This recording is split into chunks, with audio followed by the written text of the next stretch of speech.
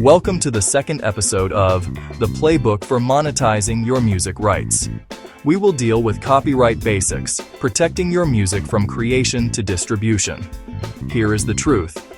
Copyright is your superpower as a musician, lyricist, composer, producer, or beats creator. It's the legal shield that protects your music and ensures you get paid what you deserve. By the end of this episode, you'll know exactly what your copyrights translate to and the practical steps you need to take to secure your creative work. Let's get into it. Why does copyright matter? I once worked an artist a few years ago. Her name is Keisha. Keisha had been making music for about 5 years, performing at shows, building a local fan base in her county in the United States, recording songs in small studios. She was talented, hardworking, and passionate. One day she released a song that started getting serious attention. Within weeks, it was playing on multiple radio stations across the state. Then something happened. A major brand, I'm talking about one of the international media companies, reached out to her and negotiated a purchase of the song, including the copyrights. Interestingly, they made her an offer at the time that seemed juicy. Take a few $1,000s, they said. Use it to record your new songs and build your brand. Naively, she agreed. They subsequently used Keisha's song in a television commercial. Not just for 1 week, for 3 months. The commercial was everywhere and was impactful. Now, you'd think Keisha would be celebrating, right? Her song was on television and radio. Her music was reaching millions of people. But when I was referred to Keisha, she sounded deflated. Largely because she never understood the scope of the copyrights she assigned to the company, and the extent to which her copyrights could be exploited, and they never paid her a single dollar. When she tried to confront them, they told her she had no proof that she owned the song anymore. She had never registered her copyright. She had no documentation other than the agreement to assign the copyrights to the company and for which they paid. No limitation of use, both composition and masters gone. The company's lawyers basically told her, prove it's yours or go away. Situations like this can be avoided, but you need to know how. What is copyright? Copyright is a bundle of exclusive rights that the law gives you as the creator of an original musical work. Let me say that again because it's important. Copyright is a bundle of exclusive rights. When you create an original musical work, you automatically own the copyright. You really don't have to register it first, or put a copyright symbol on it to make it yours. The moment you create it and fix it in any form, the copyright belongs to you. But what exactly does copyright give you? Think of it as a bundle of 6 exclusive rights. 1. The right to reproduce your work. That means making copies, whether physical CDs, digital downloads, or streaming files. 2. The right to distribute your work to the public. You decide how your music gets to your fans or potential listeners. 3. The right to perform your work publicly. This includes live performances, radio broadcasts, and playing your music in clubs or restaurants and other commercial centers. This may also include use of the music in synchronization, licensing for commercials, or use in advertisement broadcasts. 4. The right to create derivative works. This means remixes, adaptations, translations, or using your music in new creative ways. 5. The right to display your work. For music, this includes displaying lyrics or album art. 6. The right to communicate your work to the public. This covers digital transmission, broadcasting, and making your work available online. And here's the key. These rights are exclusive to you. Nobody else can exercise these rights without your permission. That's power. That's control. That's how you build a business from your music. But how long does copyright last? Now, copyright doesn't last forever. The law sets specific time limits.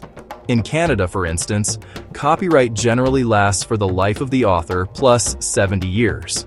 This means that the copyright holder has exclusive rights to the work for the author's lifetime and an additional 70 years after their death.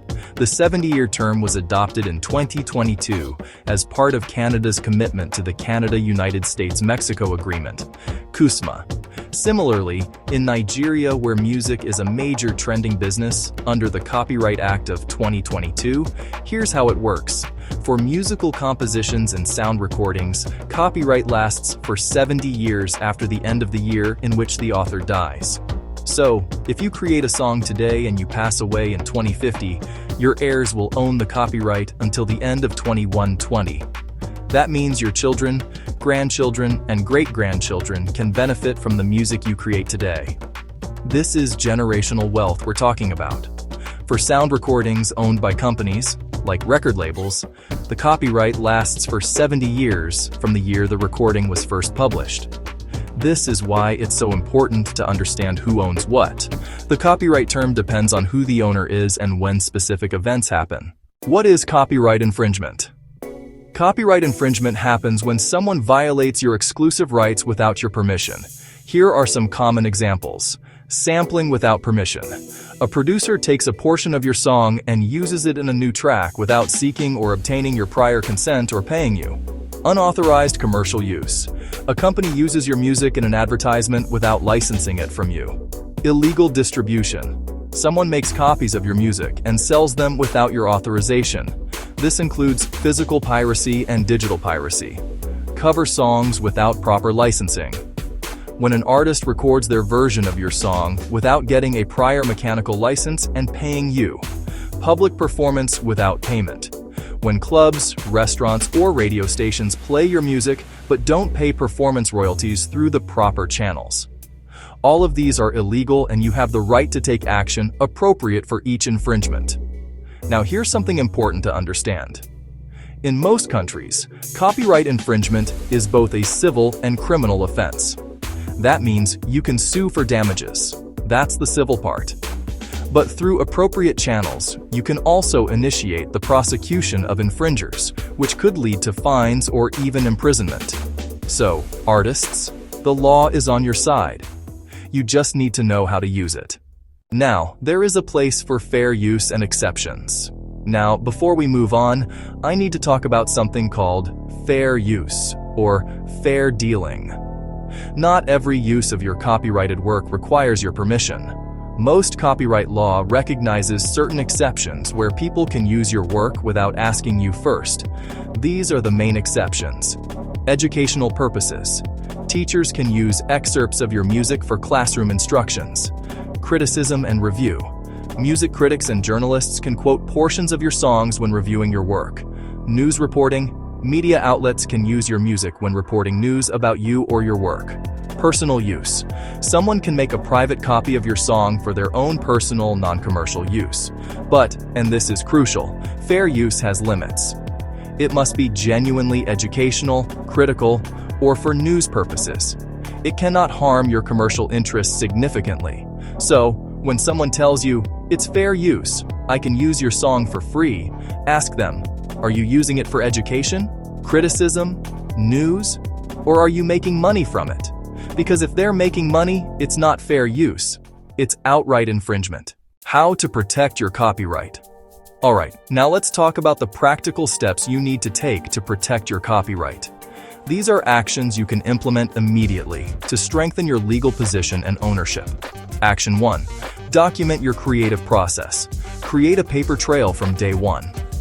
When you're writing a song, record voice memos on your phone with timestamps. Keep drafts of your lyrics with dates. Save project files from your recording sessions. If you collaborate with other songwriters or producers, document who contributed what. Send emails summarizing the session. For example, today we worked on the hook. I wrote the lyrics, you created the melody. This might sound tedious or unnecessary, especially when you are working with friends, but trust me, if there's ever a dispute about ownership, these sorts of records will save you. Action 2. Register your works with the Copyright Commission in your state or country. Now, remember I said copyright exists automatically? That's true, but registration gives you extra protection. Copyright commissions maintain a public register of copyrighted works. When you register your music with them, you create official government documentation that proves you're the copyright owner. In most jurisdictions, once registered, you receive a certificate. This certificate can become powerful evidence in court if someone infringes your copyright. Action 3. Use copyright notices. Put copyright notices on everything. On your album covers, in your video descriptions, on your social media posts about your music. Include a copyright notice. See 2025. Your name. All rights reserved. Now, legally, you don't need this notice for copyright to exist. But it serves 3 important purposes. 1. It puts everyone on notice that you're claiming ownership. 2. It makes it harder for infringers to claim they didn't know the work was copyrighted. 3. It shows you're serious about protecting your work. Action 4. Join a collecting society. In Canada, you have SOCAN and CMARA, while in USA you ASCAP and BMI.